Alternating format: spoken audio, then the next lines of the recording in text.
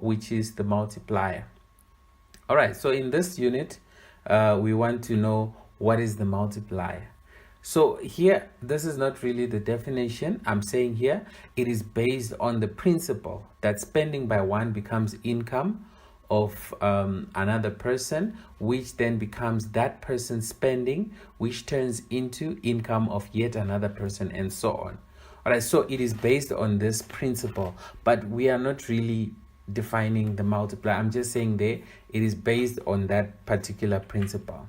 Now, we have another term here, which is multiplier effect. Now, the multiplier effect can be described as a situation when, I usually like to say when a small change, so I prefer to put the word small there. In the next lesson, I'll show you what I meant by small. Okay, I usually like to say when a small change in spending, yes, causes a disproportionate change in aggregate demand and hence in the level of aggregate income.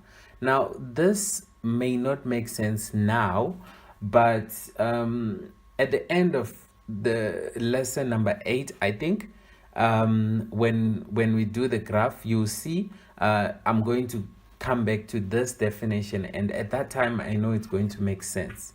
All right, every time there's an injection of new demand into the circular flow, there is likely to be a multiplier effect. This is because an injection of extra income leads to more spending, which creates more income, and so on. The multiplier effect refers to the increase in final income arising from any new injection of spending. So we want to know, when can this new injection of spending happen? All right, so we have a couple of examples here. When government funds building of a new motorway. Right, so government is going to put money in the economy. So literally you can see this is an injection because it's government spending. Remember, we told you that when we're doing injections and leakages, this is government spending. So it's a J, it's injection. So it's an example, it's a good example. The next one, when there is an increase in exports. You see, keyword is increase here. Okay, and we all know that exports are injections.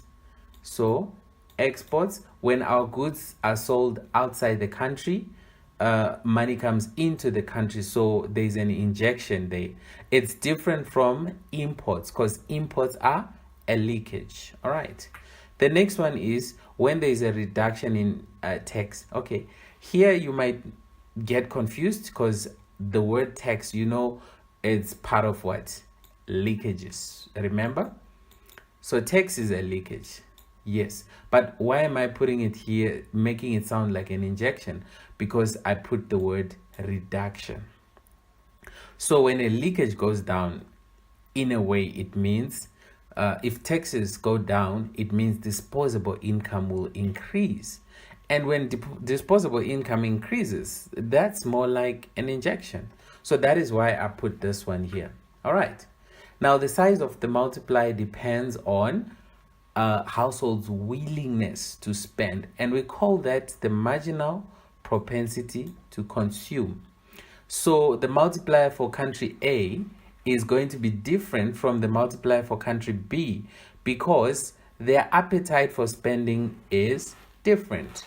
So if two countries have the same appetite, if I may say, for spending, then they are going to have the same MPC, which in turn gives them the same multiplier.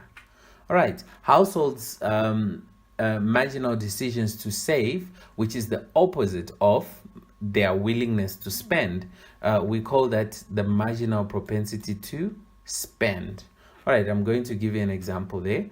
If you say for every R1 you give to South Africans, they spend 90 cents. So it means that they are spending 90% of, oh, look at my handwriting there, 90% of their income. Now, it also means they are saving 10%. All right.